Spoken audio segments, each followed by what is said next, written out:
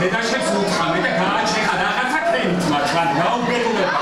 ანუ ძალადო ყველა სასამართლოში რა.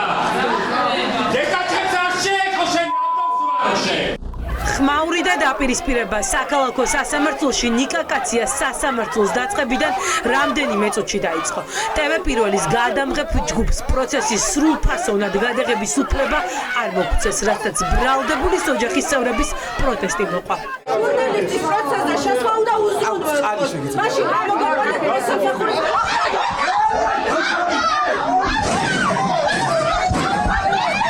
ვითარება სასამართლოს დერეფანში ისე დაიძაბა, რომ მანდატური სამსახურის თანამშრომლები კაციას დედას და ძმას ფიზიკურად გაუსწორდნენ და პროცესზე ბრალდებულის მხარდასაჭერად მისული ხალხი სასამართლოს შენობიდან გაყარეს.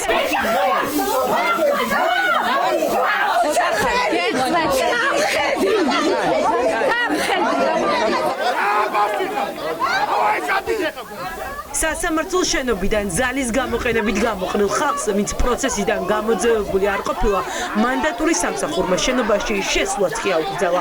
სინდისის პატიმრების გასამხნევებლად მისულ ადამიანებს კონსტიტუციით მინიჭებული უფლება დღეს წაერთვათ. მე პირადად კუთხეში ვიდექი, რომ მანდატურის უფროსმა მომკიდა ხელი და მომიფრიალა კიბეებზე. მარტო გაშვერების მეც არაფერს არ ვცდილობდი ნამდვილად და ნუ ეხლა აღარ გუშვებენ უკვე პროცესს. ამათ არანაირი უფლება არ აქვთ კანონმდებლობით, რომ მე ამიკრძალონ შენობა ნაგებობაში შესვლა. მაშინ დამიდონ კანონი და მაჩვენონ აქვთ თუ არა უფლება, რომ აი ესე არც მოსამართლეს გამოუძებებები ვართ ჩვენ და არც მოსამართლეს არ უთქვია ჩვენთვის შენიშვნა არ მოუწია. ზურა დაწყევლეთ ვინმე რა არის მიზეზი, რის გამოც არ გიშვებენ, რას გეუბნები? რომ მე ანა ყურაშვილმა და საბას დედამ დავწყევლეთ მანდატურები. და ამიტომ არ გიშვებენ? თუ არ გიშვებენ არავის. ან მე კი ახი ახი ეხლა მოსულები არა, ვინც არის საერთოდ რა ხდებოდი მათაც არ უშვებენ. ანუ ნიკა კაცია საკვაზე ვინც იყო, იმას არავის არ უშვებენ. ყევლა იცით? არა რა წყევლა. არა. ანუ არ დაგიწყევლიათ მანდატური? არც ვიწყევლები და არც ვიგინები, არა. ვერ ნახავენ ეგეთ კაცს გამორიცხული. ნიკა კაცია სასამართლო პროცესზე მოსამართლე მჭედრიშვილმა დღეს აკვეთი ღონისძიება გადასინჯა და დატყვევებული ჟურნალისტი ისევ ციხეში გაუშვა. ადამიანებზე მოძალადეს არასდროს ექნება არც მანდატური, არც პოლიციელი, ხალ ჟურნალისტებზე, ხალ აქტივისტებზე მოძალადეს არასდროს ექნება კაცი და გახსოვდეთ, რომ სოლიდარობა ყოველთვის ექნება იმ ადამიანებს, რომლებიც სამართლიანობისთვის იბრძვიან. განსაკუთრებით ხალხს არ გაბედოს არავინ და ხალხზე ხელი არ აწიოს და არც აუწიოს ტონს. და ეს აბსურდი რაც არის, ერთხელ და სამუდამოდ დამთავრდება და თქვენიც ისევე შეგეცხოვათ, როგორც იმ მოძალადეებს, რომლებიც ჩემ თვალწინ სარკმლიდან რაც ქვია იმას ხანი დავხედავდი როგორ ძალადობენ. ხმაური იყო დღეს მათე დევიძის სასამართლო პროცესზეც. პროკურატურამ სხდომაზე დასკვნითი სიტყვის თქმის დროს სასამართლოს მოტყუებას სცადა. პროკურორი ირწმუნებოდა, რომ დევიძის მოქნეული დროშის ტარით 3 პოლიციელი დაშავდა. ერთს ზურგი აეწვა, მეორეს შუბლი გაუწითლდა და მესამეს ხელი ეტკინა. სასამართლოს მბრალდებელი არწმუნებდა, რომ დევიძემ პოლიციელებს დაზიანება 7 ვითარებაში მიაყენა. არა ულებო თქვენ! არა გაგტობლება ხელით შემეხოთ! არც მე, არც ვაფიტოდენის წევრებს! მანებო! მშვიდობიანი დღე იყო თურმე! მშვიდობიანი ასეთი მშვიდობა გქონდეს ოჯახში! მეტი ხალხნო რაღა უნდა მოხდეს რომ და უსამართლობა! ყველანაირად უსამართლობა!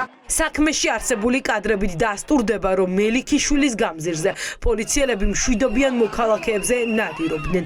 ცდილობდნენ ნიკამელიას დაკავებას და სწორედ ამ დროს თვითმოგერიების რეჟიმში მყოფი მათე დევიძის ინციდენტი მოხდა.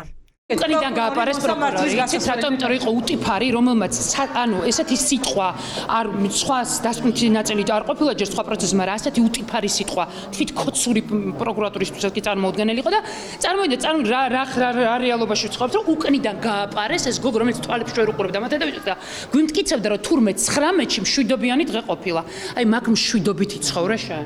სასამართლოში დღეს დავით ლომიძის და თემურ ზახოშვილის საქმის განხილვაც იყო.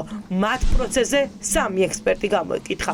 მათ ეგრეთ წოდებულ მოლოტოვის კოქტეილზე ექსპერტიზა ჩაატარეს, თუმცა საქმეში არ დევს იყო თუ არა მტკიცებულებაზე ბრალდებულის ბიოლოგიური ნიმუში.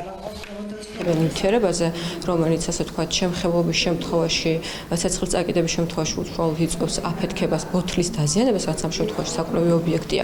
მას რაიმე ტიპის დნმ-ის კვალის დარჩენის შესაძლებლობა თითქმის არ არსებობს, გამომდინარე იქიდან, რომ დაბინძურებულია სხვადასხვა ნივთიერები და გარდა აღნიშნულისა, წვას ექვემდებარება შეიძლება ითქვას.